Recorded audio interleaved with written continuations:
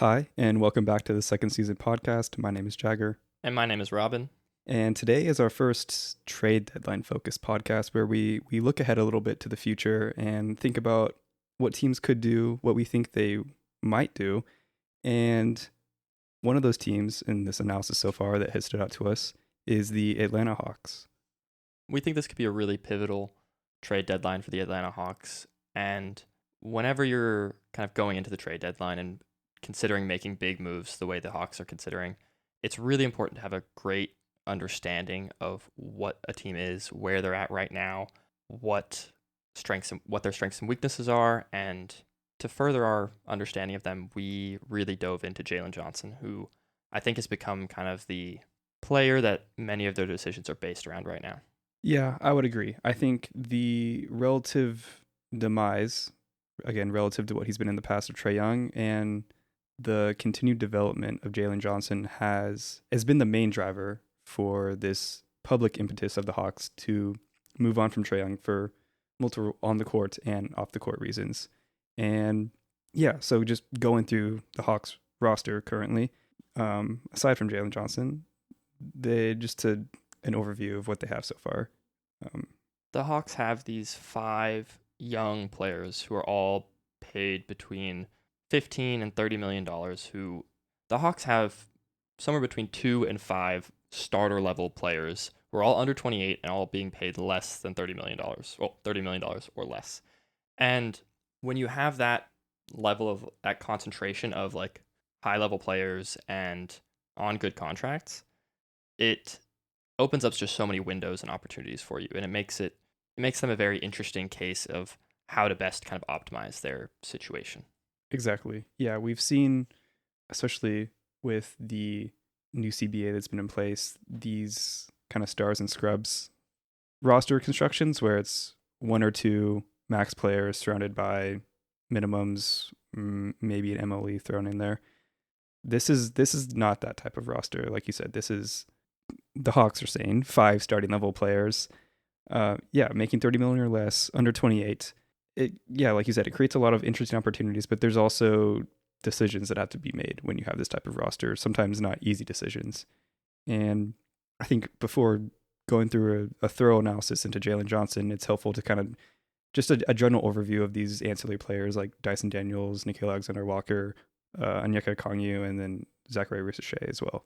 Yeah, as we all know that context and fit is really critical in the NBA, and understanding where all these players kind of fit into the hierarchy, where they all could be going, how they're all doing right now, how they all might develop, I think is really informative to kind of how the Hawks are approaching this deadline and then consequently this following off season.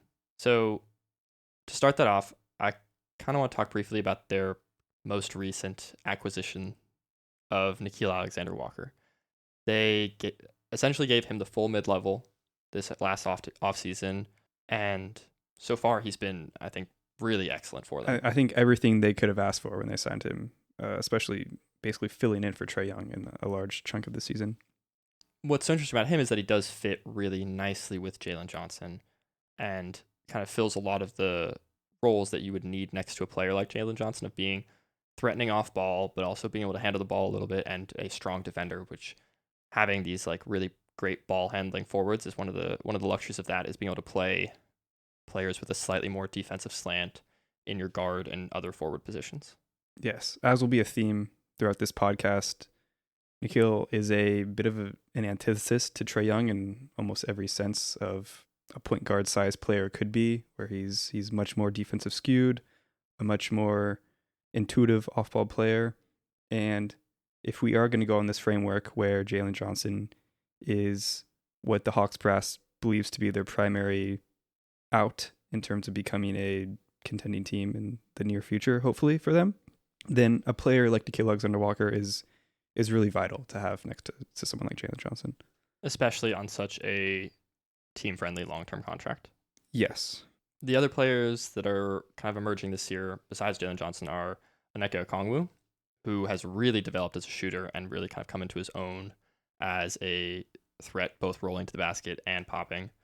And having someone who can space the floor next to a player like Jalen Johnson, I think, is really a really nice luxury and really kind of unlocks what he can be as a downhill threat and a scorer. Absolutely, especially in lieu of Kristaps Porzingis' continued absences this season. Anyeka basically being given that starting center position and fulfilling a lot of roles successfully, some not so successfully, but I think overall, for what you could ask for him as a player, I think he's fit in nicely so far, and especially enabling, again, the type of player that Jalen Johnson is, fitting really nicely next to him. On the other hand, we have two players who have been, I think most people would say, less positively surprising in Dyson Daniels and Zachary Risacher. Risacher hasn't done much this season, it feels, especially when he's on the court. There isn't a lot of, you don't notice him the way you would hope from someone who was picked first overall and has the size and tools that he does.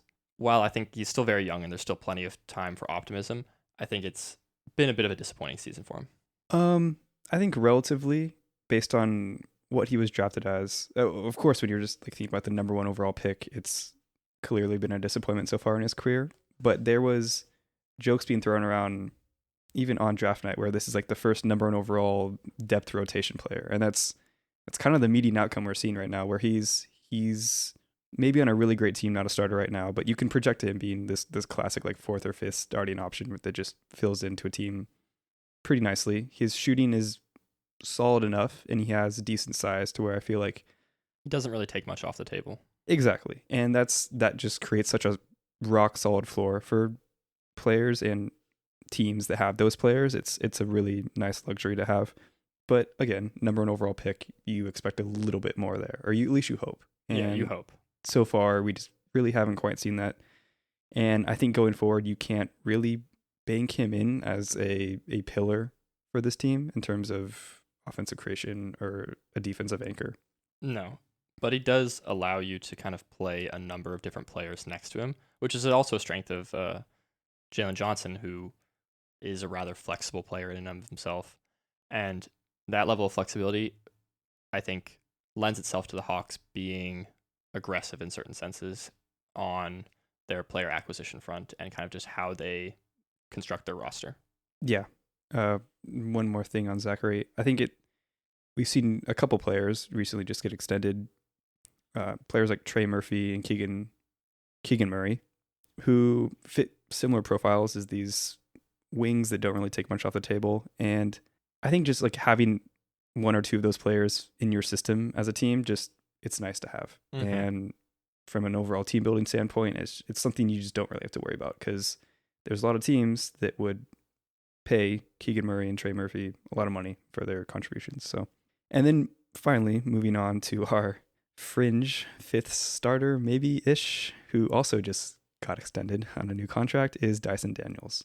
When we said Risacher doesn't take much off the table, Dyson Daniels is almost the exact opposite of that, as someone who, because of his limitations, especially as a shooter, can take a lot off the table.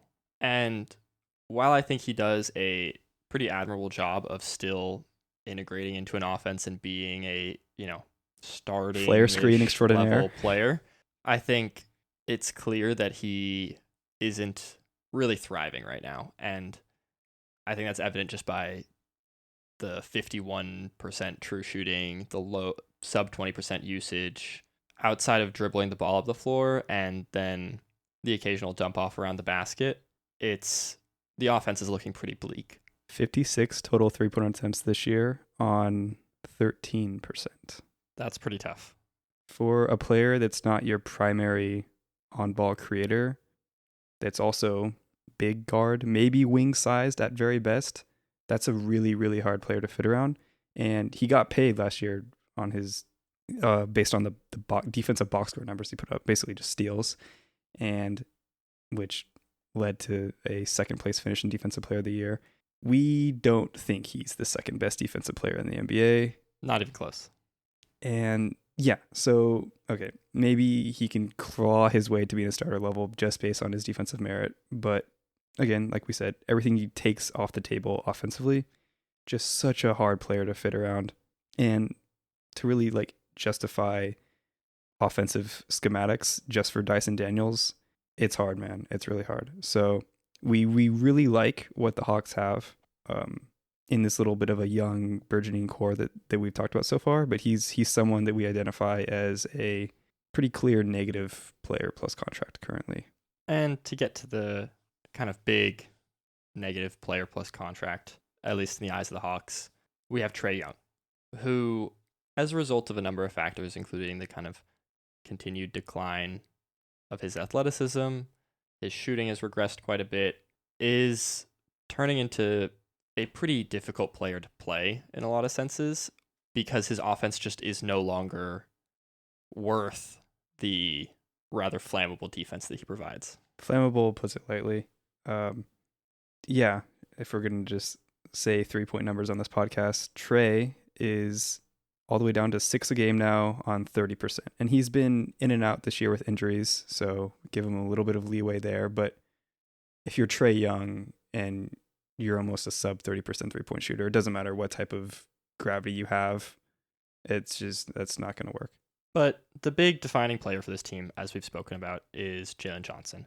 And I think this is the time for us to really kind of dive into him, what he is, what he could be, and what that means for the Hawks and how they need to approach this trade deadline and this upcoming offseason to best maximize him and what we've kind of been bearing the lead on, their potential top 3 pick that may be coming their way this offseason. Exactly. That's a huge lead that we have definitely been bearing. I think the fact that we're having this conversation about the Hawks moving on from Trae Young, and it's not just this automatic straight to blow it all up, get as many picks as you can, find maybe move Ricochet while he still has a little bit of draft patina.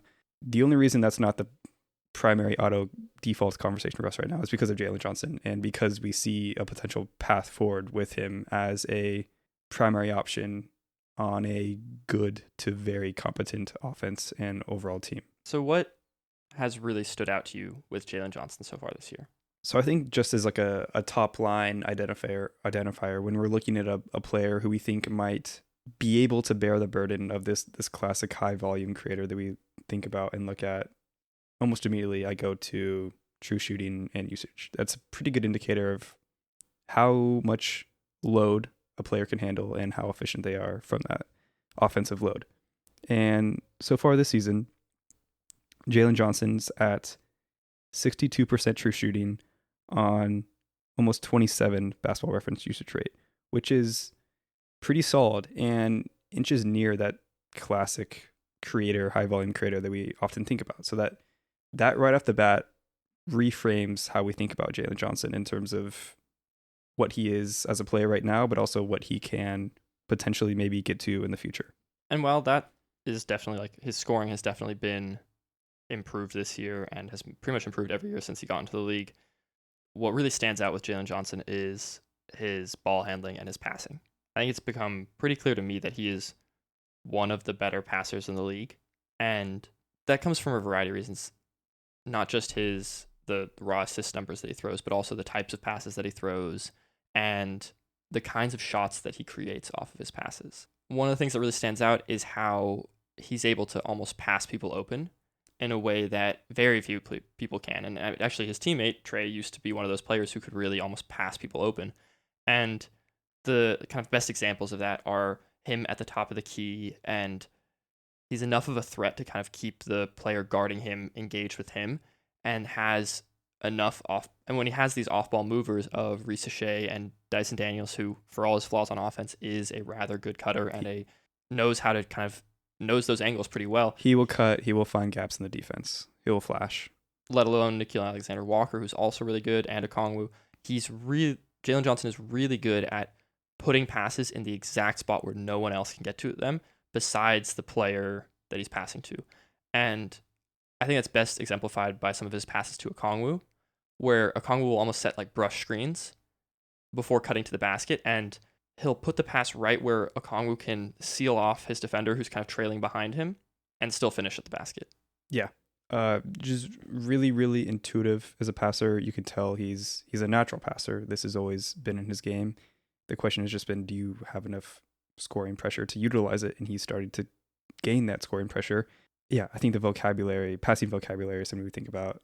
Like you said, the types of passes that he can make, the ability to manipulate the defense, like you said, a la prime Trae Young, where yeah, you're manipulating the defense with your eyes, with the ball, with shot fakes, pass fakes. And then there's the size part of it where he just has passes available to him that I don't want to keep piling on Trae Young, but he's such a small player. There's just certain passes that you literally cannot make at 6'1". Jalen Johnson. To give Trae some credit, like Trae had one of the wider passing vocabularies I've ever seen of a player his size. Exactly. Like yeah. he was one of the best lob passers I've ever seen, and he was even capable of hitting some of those kind of classic big ball handler passes, of those like whip passes into the corner off a pick and roll at his size. But Johnson's ability to hit those passes at 6'8" is just so much more reliable, and he gets them so much more easily because he can just comfortably see over the defense and the physical angle there, and yeah, those things, the angle of the pass physically being there, but also being able to see as well. It's hard to undersell how important that is. And during the mid-2010s rise of the heliocentric big wing type of player with LeBron, Luka, Harden, and then disciples like Cade, that one of the abilities or reasons why these players being big was so coveted was that these passing angles were available to them. And Jalen Johnson definitely has that. And yeah, the ability to read the entire defense and then also have the passing angles to make certain passes that smaller players in stature just can't make. It's a really big deal. So when you put that level of passing, like we were both, this is a big statement. Like we both believe he's one of the best passers in the NBA, plus a level of scoring creation that's beginning to have fuzzy outlines of a high level creator. For example, his rim finishing now is up to 74% on 40% of his total attempts, according to Cleaning the Glass. And those two numbers, the 74% efficiency on 40% of attempts being at the rim, are percentage points below some of the best rim creators in the league. Giannis, prime LeBron, are right around that area. So this is, when you see those offensive indicators of a player, it forces you to ask these questions of how good is this really, and where do you think it could go? One of the other things that really stands out, kind of related to his rim finishing, is how effective he's become at drawing fouls. And I think this is somewhere where you and I almost disagree a little bit.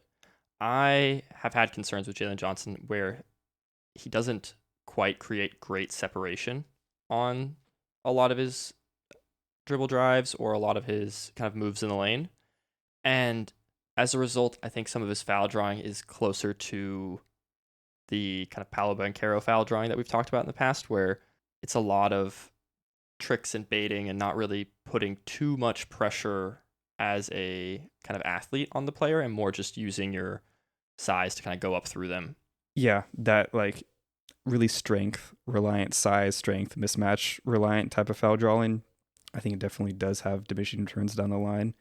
But I think even just fully isolating his free throw rate from his true shooting itself, I think the raw shooting numbers, so we went over the rim finishing, but also his floater range, which I think we also slightly disagree on, has been relatively successful. So he shoots about 32% of his shots from that kind of 5 to 9 floater range area, and he's at about 40%, which is okay. I think ideally the best are around roughly 50% from that range, so he still has a ways to go. I would say the best are around 47, 48% normally. Exactly. In the non-Nikola Jokic tier of like outside of 70%. Jokic, and yeah. But the reason I have some issues with... So those are like pretty solid floater numbers. What is your response to that? When you're watching the film, a lot of his shots in that range are not particularly clean. He doesn't always create great separation, and that's because he's not... While he's a very good athlete, he's not the best at changing directions, and he's not always the best at using his size to kind of power through players and really take slight advantages and turn them into great shots at the rim.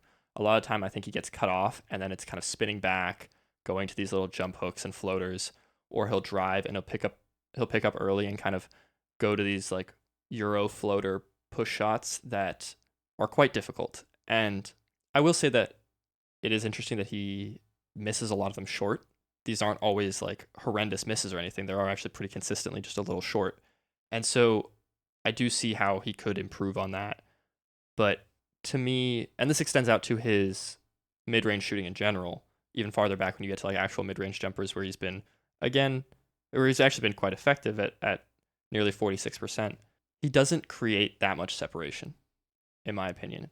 And so he's really reliant on being able to drive kind of through players. And he hasn't shown me quite the skill level that you need to get to that like Jimmy Butler-esque, like I'm going to use my strength to just straight power through you if you're even remotely smaller than me. And I think the numbers for him as a pick and roll scorer and in isolation and even in post-ups kind of reflect that. Yeah, I think I'm a little bit higher on his ability to become a better, more dexterous finisher. I think he does have, I think a player I would use to describe it is he's a little bit stiff around the rim. I think about someone like Sabonis, who is big and physically strong, but doesn't have the deepest bag. So it just becomes, am I bigger than you? Am I stronger than you? There isn't a lot of dexterous touch, or very good touch, but the craft, I think. Yeah. I think that's something that he could definitely stand to work on, using his body to kind of carve out space better at the basket.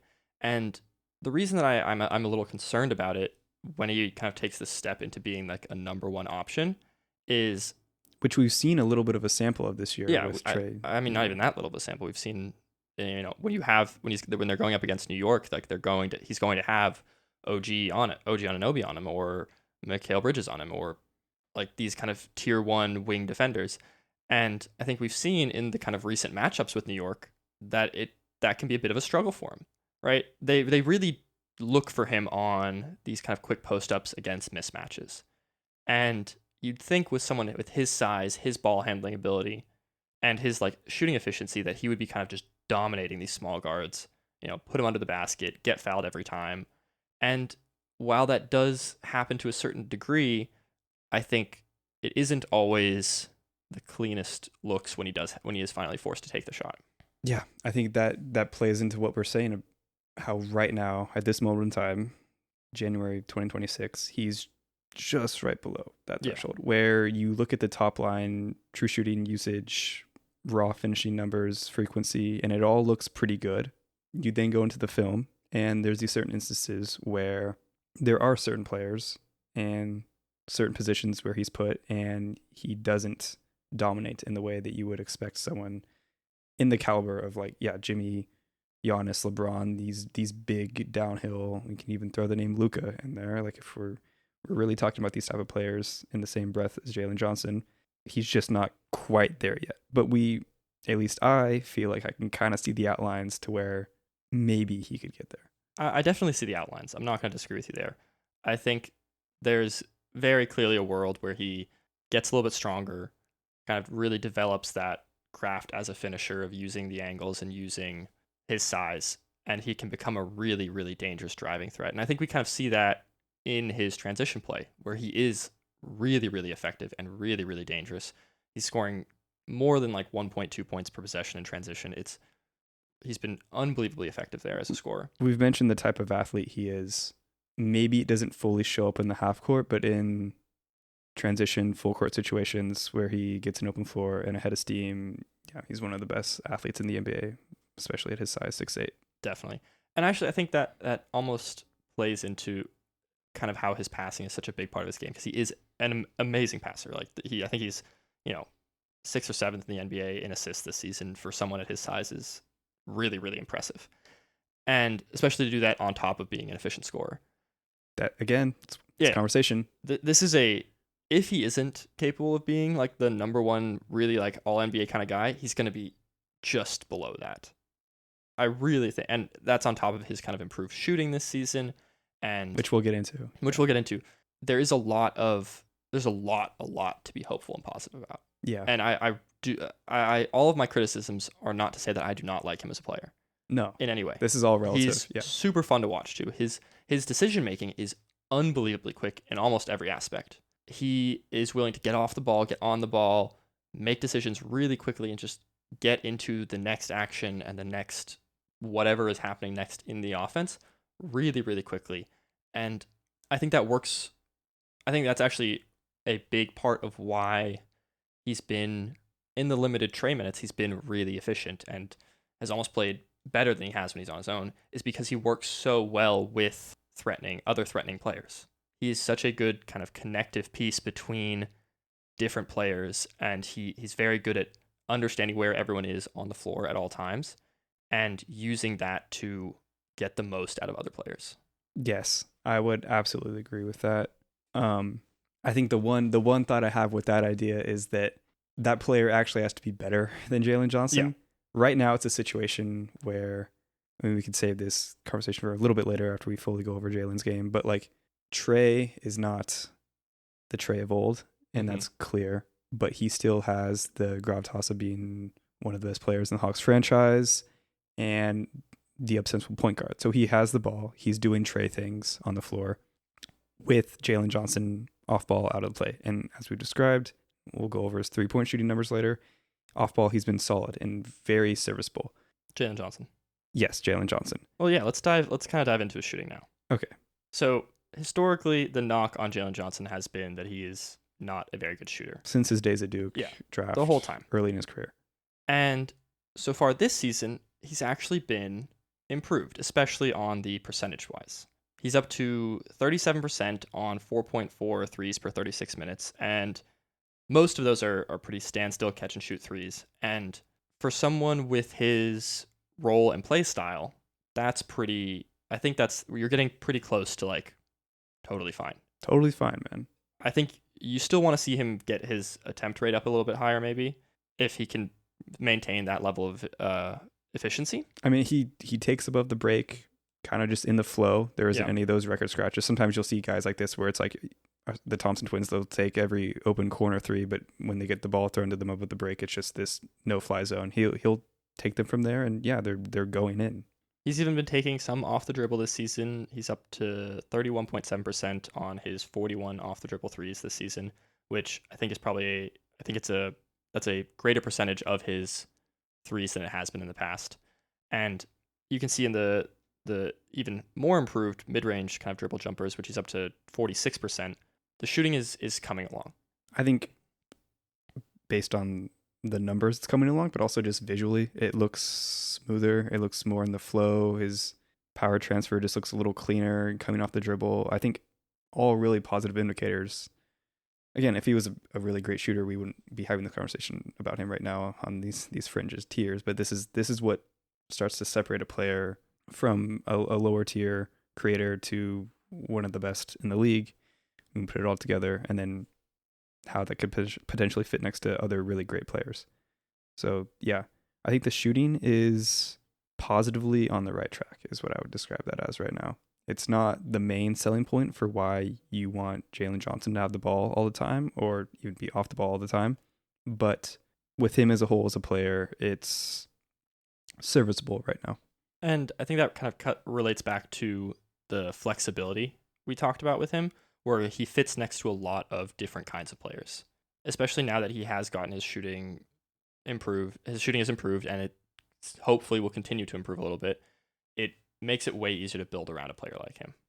Yeah, you don't have these classic hamstrung ideas of, okay, really solid player on the ball. When he's off the ball, it has to be this weird thing of hiding him on the baseline or using him as a screener. He could sit at the 3-point line, function as a normal off-ball wing really well, or well enough right now.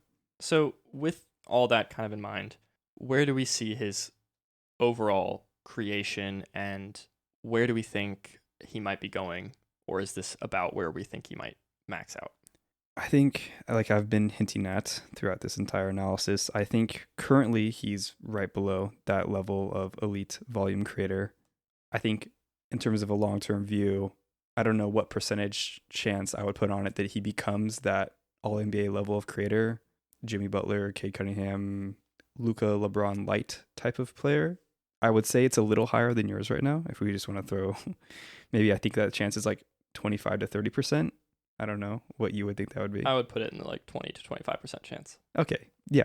And that's to become like a all NBA first team level, like really, really. Like we say the name Jimmy Butler. I think that's a pretty good, Yeah.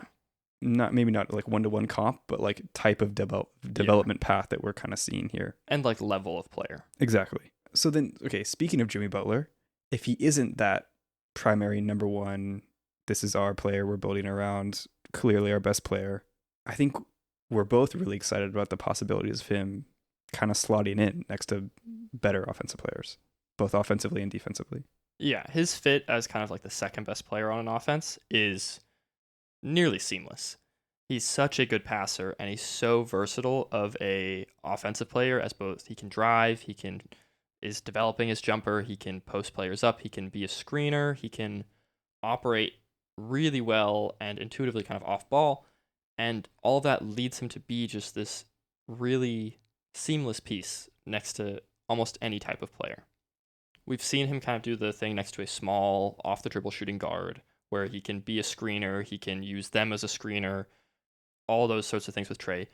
I think it's very easy to see him fitting in next to someone like a big scoring center where he can be this off-ball cutter. They can do these really, really big pick and rolls and really kind of dominate smaller teams. He can also obviously very easily fit next to other kind of wing-sized players who are capable of using the threat of him as a kind of initiator to get into their offense really quickly, or letting him kind of catch on the second side after their initial attack and using his decision making and size to really threaten excellent shots from their initial penetration, or even just in transition with all of these players where he is such a threat to just grab and go, run it down your throat. And actually that kind of relates back to one of the things I wanted to mention earlier. Was one of the things that I would really like to see from him is he doesn't, and this relates actually kind of to what we're going to get to in a little bit with his defense, is his motor doesn't always quite run as hot as I would want it to. Especially if you're thinking about him as a second to third option. Yeah. If he would kind of embrace the Draymond mentality of every time I get the ball on a rebound, I'm going to get as fast as I can to like just above the dotted line, kind of between the dotted line and free throw, every single time I have it, and then kind of work from there in transition, I think that would be really good for him. There are a lot of times where he has it a little bit and then he just kind of pulls it out and doesn't really get to what I want, or will kind of bring it up the court even when it's only kind of like semi-transition, or it's like it's a 4-on-5 or a 4-on-4 in transition. Like really just always push it as fast as you can. I think that's something that would really make him even more threatening of a transition player. That's a great point. I think he has a little bit more scoring pressure than Draymond, even in the best of times. That's what I'm saying. So it's like, yeah, if he took the initiative to push the ball up, the type of offense they would get from that is really great. And because when he does push it, and he is, as we've said many times, he is this really great transition threat as both a scorer and a passer. If he kind of just pushed that into overdrive of just, I'm always going to run it down your throat every single time, but that does become more difficult when he has to be your every down creator, right? I think we'll probably circle back to this after the defensive discussion that we have, in terms of his willingness to do the dirty work and kind of a pretty classic career progression we see with these type of players as they transition into different roles throughout their career. So, okay, let's go into defense now. Right off the bat, rim protection. He's a big wing, oftentimes Power forward, playing center in a lot of lineups for the Hawks right now, especially with Porzingis in and out right now. What do you see from his rim protection, rim deterrence, if that's what he's going to be and that's what he's doing right now? In some ways, he kind of reminds me of Kevin Durant defensively, where when he does rotate and like does get to the right spot, it can be really, really good, right? He's big, he is mobile, he has great hands in most regards, and he can be quite a deterrent defensively. But I mean, in his athleticism too, like he's a top of the square type of guy when he wants to be, and he loads up. Exactly. Yeah, that's elite potential in terms of rim protection. But as I said, similar to Kevin Durant, there are times where he just flat misses rotations, right? Where like the person's like already winding up to dunk it, and he's just standing there on the baseline, still guarding his guy who's cut behind him already, right? Which, again, this conversation all just kind of ties back to itself. It's kind of fine if you're Kevin Durant and you are that guy, that number one on offense, one of the best players of all time, obviously. But like when you are below that, those rotations missed become a lot more magnified. And what's so frustrating is that this is someone who can impact on those rotations. Yes, we see it. We see it happen regularly. And we see it, but it's not quite there. And I think that shows up in his rebounding too. I think in the Knicks game that happened recently, OG Anunoby just cut right around him and went up for a big offensive rebound. He just will flat miss box outs occasionally and just doesn't quite play with the level of intensity that you really want from someone with these tools who could really impact the game defensively. And I think that's been exasperated this season by this massive load that he's had to carry. And while it's not as big as some other players in the league, it is dramatically increased from where he has been in the past.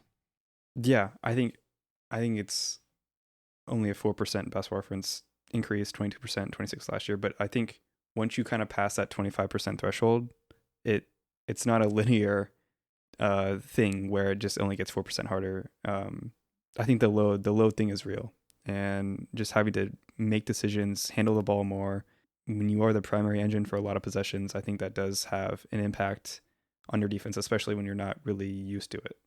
But I also don't think we're going to see his usage drop much lower than the kind of 26, 27% he's at right now. Yeah.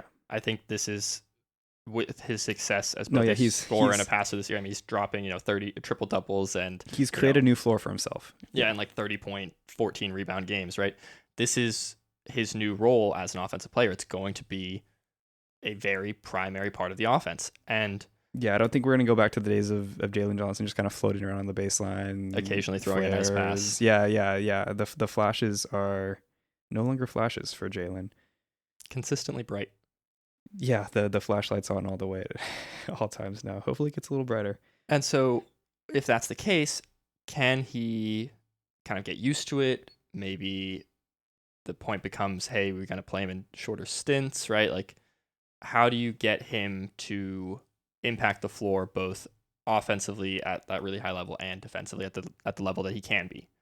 And I think that's especially important because so far this season, I don't even know if I want to call him like I think he's been close to neutral on defense, maybe a little below that. Are you just saying like eye test? Yeah, just when I'm watching, it's like, okay, he messed up there.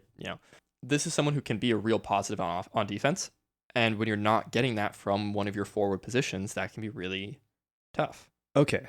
I think this is the part where we transition to how players evolve in their careers, changing different roles, and how that impacts their offense and defense. So the gold star for this analysis and example for many years now has been Aaron Gordon.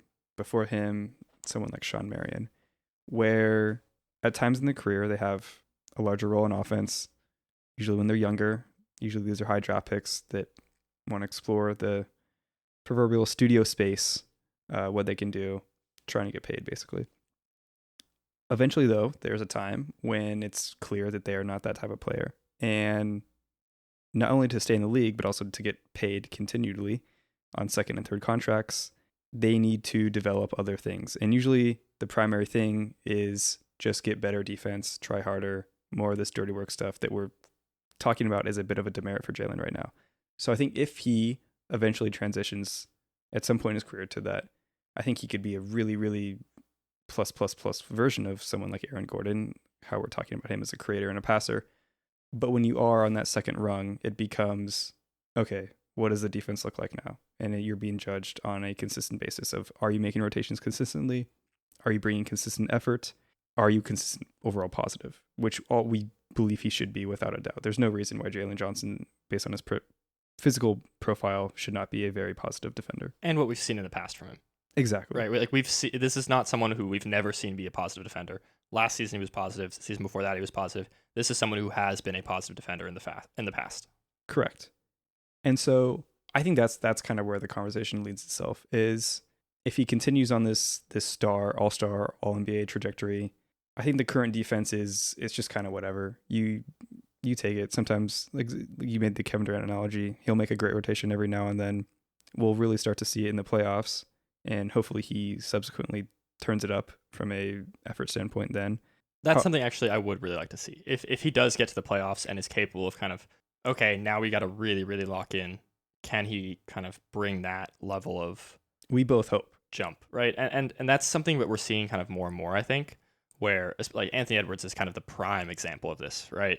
Where day to day he's okay, like he's good, has the best tools imaginable, right? Like totally capable, knows what's going on. Not a single wing player in this league wants Ant guarding them at the end of games. Yeah, Close but games. when it comes to the end of the game, okay, now I really gotta lock in and give it all my effort. He just isn't capable of doing that the whole game because the NBA basketball is just too demanding.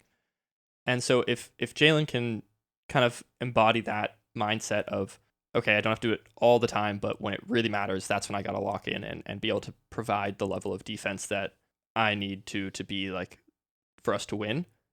That I could see that happening. That's what it is. It's the winning player skills and mentality that we see players usually develop if they are going to end up on that path of being on a winning team. And in those situations, it's a very sink or swim situation where they do it or they don't, and that's kind of that. And I think it is a bit dependent on where he ends up as an offensive player, but like you said, at the very worst case, it's the Anthony Edwards situation where he just locks in at the end of games, quarters maybe. So now that we've really broken down what Jalen Johnson is, and not to the same extent, but to a similar extent, what the Hawks have been and are so far this season, how does Trae Young fit into this picture, and why are they so hellbent on moving on from him? Yeah, according to the Hawks, he does not fit in this picture, not even close. Like we've mentioned previous times during this podcast, the Hawks are actively trying to move on from Trae. And that's a big deal because it has not only salary ramifications for the future, but also player ramifications. And what the Hawks want to do going forward, publicly admitting basically that Trae Young is no longer our franchise player. And we both agree that he's not even the best player on the Hawks anymore. Jalen Johnson has surpassed him, both in part due to Trae falling off as a player, but also, as we talked about a lot, we think Jalen Johnson has become really good. So just to start with, them together just doesn't quite work right now. Trae is not a good off-ball player anymore. Not only does he not move off the ball when someone else has the ball, he can't even make the shots when he is open now. So that leads to situations where like the Hawks might as well just play Dyson Daniels instead if you're not Or Nickeil Alexander-Walker, who also arguably is a better player and a better fit for the Hawks right now. When Trae does have the ball, he is not the level of creator that he once was. And when someone like Trae is moved into the secondary position, it compromises your team on the floor and also your salary sheet so much that it makes more sense just to basically get rid of him.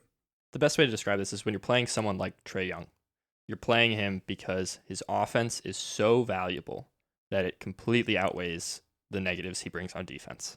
The ability to create good shots for himself and others. And now that his scoring has kind of fallen off and isn't what it used to be because he's just not hitting the pull-up three the way he used to, and he's not creating foul drawing. Yeah, he can't draw fouls due to the kind of changes in rules, and he's just not capable of being enough of a scoring threat or an efficient enough player on the shots that he is taking.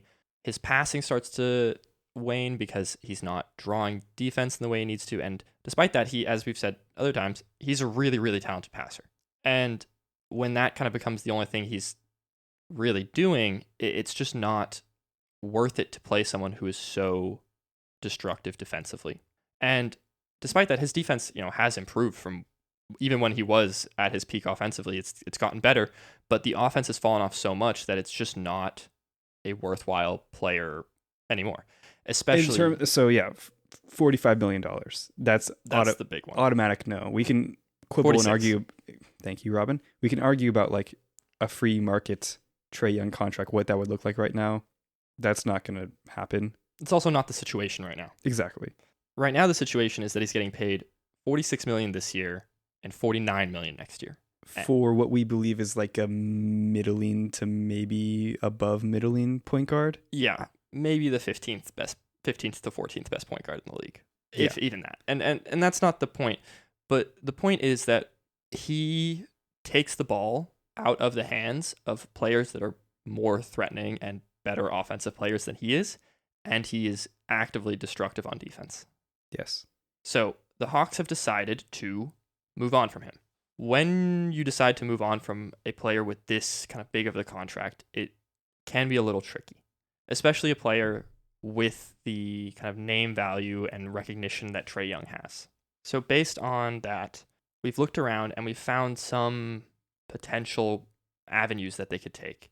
And what's so interesting about the Hawks situation is that they have some really valuable draft assets that make it, I think, much easier for them to justify like moving on from someone with the name value and brand that is Trae Young. I mean, he is probably the best player in franchise history. There's something to be said about that. Like, he is a pivotal figure in the Atlanta Hawks history at this point. But they now have this opportunity to move on from him and not have to kind of completely blow up their team because they have what is currently projected to be the second best lotto odds in the lotto this year, which is actually interesting because since they have the better of both the Pels and the Bucks, they have essentially the combined odds of those picks. So like if the Bucks pick like jumps up, you have that like fraction of a percent, like that 1.2% chance or whatever it is, to also jump up with that pick. So it's This is not the Joe Dumars podcast. there's a lot. They have one of the most valuable traded picks I think we've ever seen. And it's currently projected to be the Pels pick going to them, which would be the second overall pick, and whoever is there is there. I think it's pretty clearly, like, in terms of lottery odds, that's going to be like a top 5 pick. Yeah, I think they are about as likely to end up with a top 3 pick as you possibly could be. And as a result, they have, and just this, what we know of this draft is of that kind of like that group of 3 players who seem to be really, really interesting and exciting. You have this new player coming in who could, and in their eyes will hopefully be either the 2A or 1A or whatever, like the second pairing with fit next to Jalen Johnson. And so when you're going from there and looking for different packages, you have some interesting choices to make. And I think from what we've kind of looked through, it makes a lot of sense for the Hawks to try to take that Trae Young contract and turn it into multiple smaller pieces that are hopefully expiring relatively soon, which could even let the Hawks get into cap space next off season or the off season after that, and really let them wield this incredible flexibility that they get from having 2 to 5 starters on $30 million or less contracts. Yeah, and if these players aren't immediately on expiring contracts this season, at least they're functional rotation players on cheaper deals that can fit into the Hawks rotation without it being this big anchor that Trae Young currently is on both their team on the floor and also probably going to start leaking into off the court culture things shortly. So the first package we want to talk about, and I think it's better to view these packages as kind of routes and like grander ideas of the different possibilities of and ways of breaking Trae Young's contract into different things. You can go the route of breaking him into a bunch of expiring contracts, which one of the examples of that we found is this package from the Bulls. Or you can break him into kind of longer term contracts that are smaller and may not expire this season, but will expire across the next few years to kind of hopefully let you re-sign your current players and kind of fill in the cap space till then. So I think the first one we're going to talk about is this Bulls package. And the one that we think would be kind of probably the most likely one, plausible one, is Trae Young for Zach Collins, Kevin Huerter, and Javon Carter. That leaves both teams comfortably under the tax and gives the Bulls kind of their, shiny object, whatever you want it to be in Trae Young. And all 3 of those players returning to the Hawks expire after this season, which would allow the Hawks to open up nearly over $30 million in cap space, which they could use to re-sign some of those players.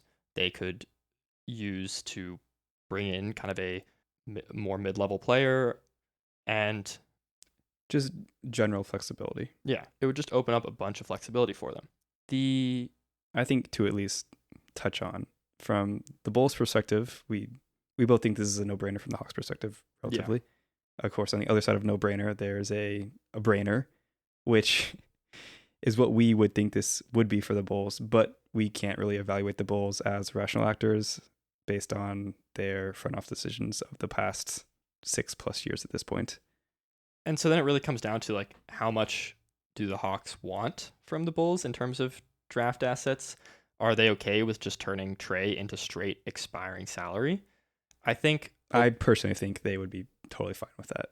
I think opening up $35 million in cap space is a bit of a trap in some regards, because it's not enough to give someone like a max offer, let alone the fact that very rarely do people even reach free agency this offseason, or in any offseason at this point.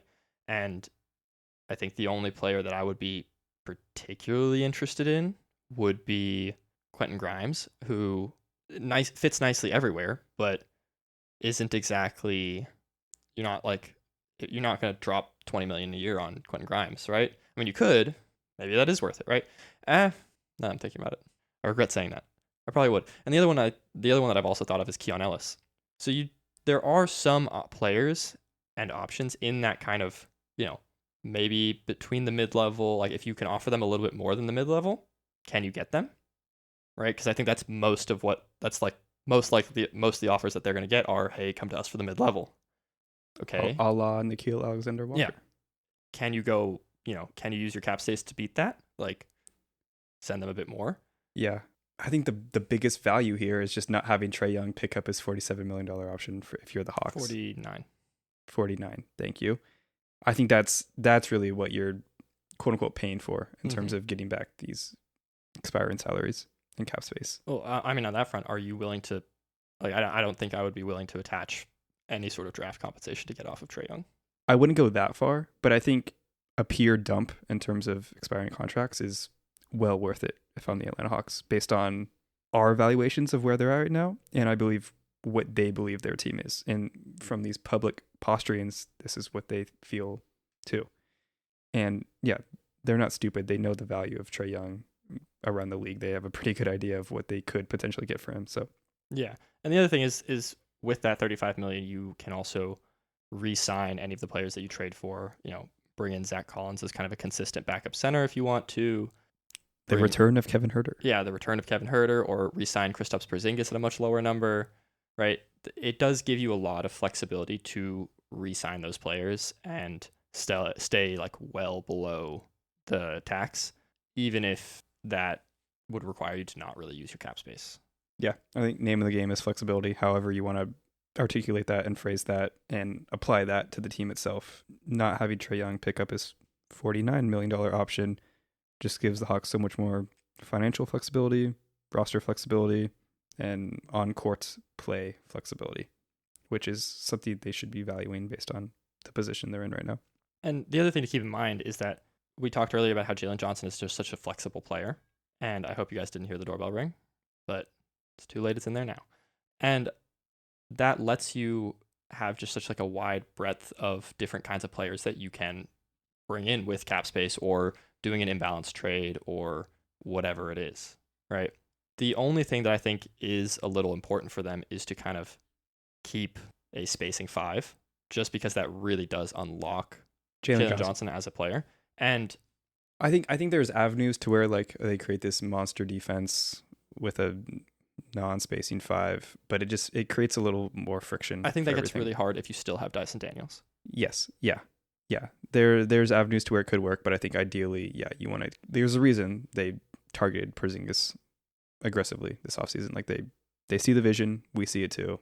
Like, yes, having Jalen Johnson next to a spacing center, because he hasn't shown himself to be a center himself defensively, it's the path forward, I believe. The other package that we kind of looked at was with the Kings trading for Malik Monk and DeMar DeRozan. This one doesn't give you that immediate, they're expiring contracts and you can turn it into cap space and flexibility that way. It gives you smaller contracts that you could move in the future or, potentially even kind of rehab Malik Monk's value. Malik Monk fits pretty nicely next to Jalen Johnson in terms of a really off the dribble shooter, like really dangerous shooting scoring guard. Also, just another ball handler to just take a little bit of pressure off of him. Like we've seen Dyson, Nikhil do. They're not the exact type of point guard you normally think of when you think of the point guard phrase. But Malik is kind of like that too. Just like someone who can dribble the ball and bring the ball up for possessions, giving Jalen Johnson a second to rest off the ball. Can create their own shot and use the threat of Jalen Johnson. Exactly. Without Jalen Johnson having to pound the ball over and over again. I think just disregarding contract, I think Malik on this Hawks team right now would be a more positive player than Trae. And then you have DeMar DeRozan, who's on a very interesting contract of 24 this year. Yeah, 24-5 this year, and a partially guaranteed 26-27, who you could maybe use in that next deadline to kind of go get another piece with all of your, open draft picks that you have. And while some of the Hawks draft picks are tied up, using his contract to go get another player could be totally feasible on top of any of the other matching salary that they have. And or just fade out DeMar's career as a bench bucket getter and have him be a fan favorite 50 minutes a game. And that's also that next year and that next offseason of the 27-28 offseason is also when they're going to have the extensions for Okongwu and Risache hit. So having someone who's dropping down in salary significantly could help make that a bit easier and make that a bit smoother in regards to the aprons and the tax. Yes. And again, just for posterity's sake, going over this from the Kings' perspective, similar to the Bulls, where evaluating them as a bit of irrational actors right now, we both think this would be really, really a poor decision for the Kings in terms of trading for Trae Young right now. But based on prior moves, we see this as plausible. The other issue for the Kings is that this does almost force them to pay the tax. Barring a Dennis Schroeder. Yeah, unless they can move off of Dennis Schroeder. And even then, it's very, very close just having those three, $45+ million contracts on their books. So I think that's the biggest kind of hindrance to this one. But I do see how the Kings could want a player like Trae Young. It would make sense. Oh, you have your point guard next to Zach LaVine. Sabonis has his point guard. Yeah, so he is here. The logic from their endpoint is that basically viable, and then it comes down to just how much are all these teams kind of paying, and do you need to involve third teams to take on someone else because someone wants to save some money or something like that? I think it gets really dicey here, and it really depends on how these other teams value Trae Young. Obviously, as the Hawks, you're going into this saying, hey, this is your point guard of the future. Like, you extend him. Maybe he'll even take a little bit of a haircut after the 27-28 season. You're paying for the rest of Trae Young's career, right? Yeah, I mean, you sell it as he just doesn't really fit with us anymore with what we're doing in the future. But obviously, there's a clear decline that we've seen with Trae. So it's tough. It's tough. It's one of those ones where it's less about what the best packages are, which is normally what you see with these like big max player trades. It's more about who's been watching Trae Young and still sees like a really good player in there. And it only takes one. As we said, it only said. takes one person to believe that they can turn Trae Young back into an all-star, all-NBA player, or that having Trae Young on their team will push them into the next level of competition. 8 seed to 7 seed, maybe? Something like that. And so those negotiations are always about finding kind of common ground and being like, hey, this is how this is going to help you, right? It becomes a bit of a... That's why we're using the Kings and Bulls as the primary driver for this, because their goals often are not aligned with what the best teams in the league value and what we value. So there's a bit of a market inefficiency there, I guess you could say, that they just value things differently. They value home court in the play-in. Yeah, and I think that's kind of a real thing. That's a big crux of why the Hawks want to move on, is that they don't value Trae Young, and I think it's pretty clear that there are probably other teams out there that do value him more than the Hawks do, and that's when trades become useful. I want you more than you need me. There are times when, despite a player being good, the player makes more sense for other teams than they make sense for you. And those are often the times where you can set yourself apart as an organization, because those are like when it's not just like the obvious, oh, take the best deal available. It's a, hey, this player works better for you than he does for us. Let's find a way to everyone get something out of this. Those are the negotiations that I think can really set up one team apart from another. Because they aren't immediately obvious. Yeah, exactly. Everyone knows that if Giannis is getting traded, it's going to be for the biggest package imaginable, right? There's less of a kind of room for negotiation. Whereas in this sense, there are competing forces in kind of every direction.